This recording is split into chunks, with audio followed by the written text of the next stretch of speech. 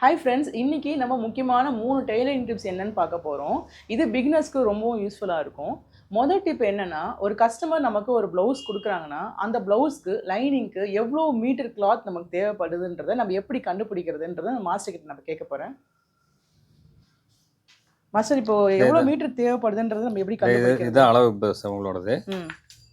டேப்பை வந்து இந்த மாதிரி திருப்பிக்கணும். இப்படி இந்த சைடு திருப்பிக்கணும். இது இன்ச்சு கணக்கு, இது சென்டிமீட்டர் கணக்கு.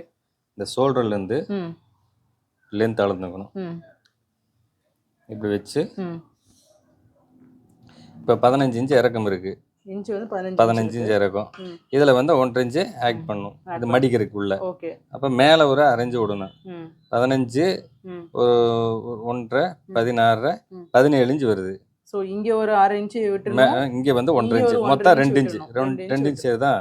இந்த 2 இன்ச்சுங்கும் போது 45 பாயிண்ட் வருது. ஸோ இங்கே சைடு சென்டிமீட்டர். ஆமாம், பேக்குக்கு மட்டும் 45 சென்டிமீட்டர். 45 சென்டிமீட்டர். ஓகே. அதே இதை அப்படியே வந்து டபுள் ஆகிக்கணும். ஃப்ரண்ட்டுக்கு. ஓகே. ஃப்ரண்ட்டுக்கும் போது ஓகே 90 பாயிண்ட் பேக்கு ஃப்ரண்ட்டு தேவைப்படுது. ஓகே. 90 சென்டிமீட்டர். 90 சென்டிமீட்டர் தேவைப்படுது. ஓகே. அடுத்தது வந்து கை லென்த் எவ்வளோ இருக்குன்னு பார்க்கணும். எவ்வளோ தேவைப்படுதோ கஸ்டமருக்கு அதுக்கு தகுந்த மாதிரி வந்து நம்ம துணி சொல்லணும், அளவு சொல்லணும். இப்போ வந்து 22 சென்டிமீட்டர் இருக்கு. மேலே ஒரு 1/2 இன்ச்சு, கீழே வந்து 1.25 இன்ச்சு விடணும். ஸோ டோட்டலாக 2 இன்ச்சு விடணும். அப்போ வந்து 26 சென்டிமீட்டர்.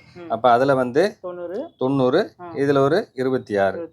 இது 40 சைஸ் ப்ளவுஸ். இது இப்போ இதில் அளந்து பார்த்ததுல வந்து 1 மீட்ரு 15 பாயிண்ட் வந்தது. நீங்கள் வந்து 1.25 மீட்ரு நீங்கள் வந்து எடுத்துக்கலாம். ஸோ கஸ்டமர் கிட்ட வந்து நம்ம 1.25 மீட்டர் லைனிங் கிளாத் வேணும்னு எடுத்துக்கலாம், சொல்லிடணும். ஓகே. டிப் நம்பர் 2, நம்ம வந்து டெய்லரிங் பண்ணுறப்ப மெஷர் பண்ணிட்டு மார்க் பண்ணுறப்ப இந்த சாக்கு வச்சு நம்ம பண்ணுறது நம்ம நார்மல் பென்சில் பேனால் பண்ணுற மாதிரி பண்ண முடியாது. ஸோ அது எப்படி பண்ணுறதுன்றத மாஸ்டர் கிட்ட நான் கேட்குறேன். மாஸ்டர், அது எப்படி நம்ம மார்க் பண்ணுறதுன்னு சொல்லி கொடுங்க. இந்த மாதிரி சாக்கு இருக்கு, இப்படி பண்ணிக்கணும். இப்படி பிடிச்சிக்கணும். ஸ்கேலை வச்சு கரெக்டாக அந்த இதில் வச்சு இப்படி பிடிச்சிக்கணும். இப்படி பிடிச்சி